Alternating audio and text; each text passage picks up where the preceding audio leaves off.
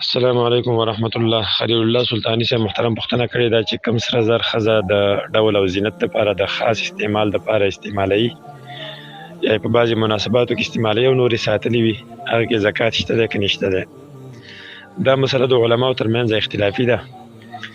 جمهور العلماء یعنی اکثر فقهي مذاهب په دې باندې دي چې کم سره زر د خاص استعمال لپاره د ډول زینت لپاره ښځه استعمالوي نو په هغه کې زکات نشته دی.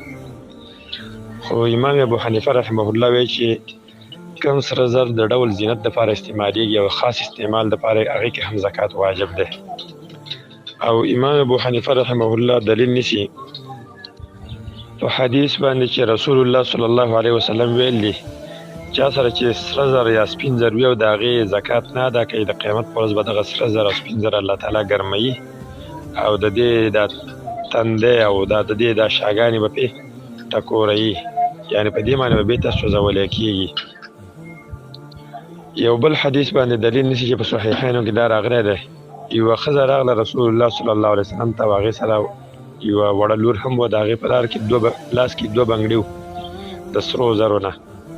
نو رسول الله ته پوښتنه وکړه اتعطیني زکات هذا، ایا ته د دې سرو زرو زکات ورکوې؟ قالت لا، دې ښځې وویلې چې نه، د دې زکات خو زه نه ورکوم. نو رسول الله ته ویل ته دا خوښه ګڼې چې الله تعالی تا ته د قیامت پر ورځ باندې دوه بنګړي د اور نه در واچوي؟